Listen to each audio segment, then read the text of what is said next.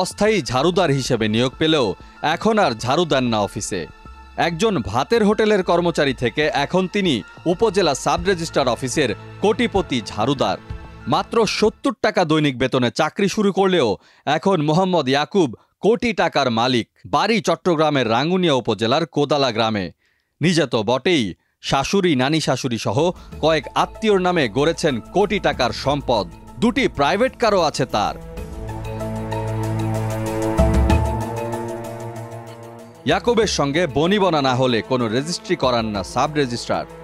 দলিল অনুযায়ী দরদাম করে ঘুষের অঙ্ক ঠিক করেন ইয়াকুব।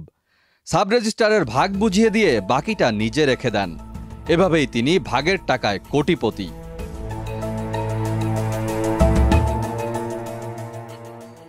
উপজেলা পরিষদের সামনে একটি হোটেলে চাকরির সুবাদে ইয়াকুব সাব রেজিস্ট্রার অফিসে কর্মকর্তা কর্মচারীদের জন্য দুপুরে ভাত নিয়ে যেতেন।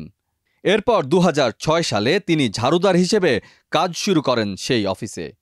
ঝাড়ুদার থেকে সাব রেজিস্ট্রারদের অঘোষিত পিএস হয়ে ওঠেন তিনি। এই ক্ষমতা বলে সাব রেজিস্ট্রারের কার্যালয় জুড়ে চলে তার শাসন। কি আপনাদের এখানে সীতাকুণ্ডে মানে আপনাদের কমিশনের বিষয়টা চলাকে ঠিকই ছিল।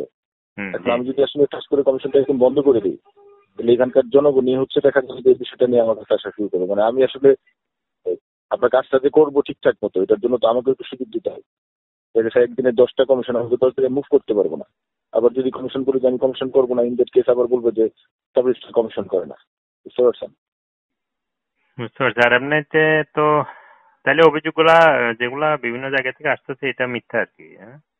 মিথ্যা অভিযোগ। আমার কাছে প্রেস ক্লাবের আপনাদের সাধারণ সম্পাদক সাহেব আসছিল, তারপরে প্রেস ক্লাবের আপনার খায়রুল ভাই আসছিল, তাদেরও দলিল হয়েছে মাঝখানে।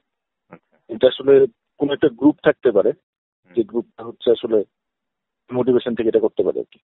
ইয়াকুব আলীর বিষয়ে তার শ্বশুর শাহ আলম বলেন, ইয়াকুব আমার হোটেলে কর্মচারী ছিল, পরে সাব রেজিস্ট্রার অফিসে চাকরি পেয়ে সেই চাকরি করে।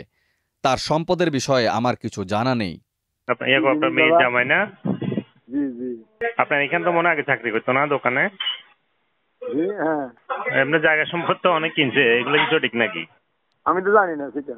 তবে খোঁজ নিয়ে জানা গেছে সীতাকুণ্ড উপজেলার আমিরাবাদে ২০২৩ সালে ৮০ লাখ টাকায় নানি শাশুড়ি সকিনা বিবির নামে ৬ শতক জমি কেনেন ইয়াকুব।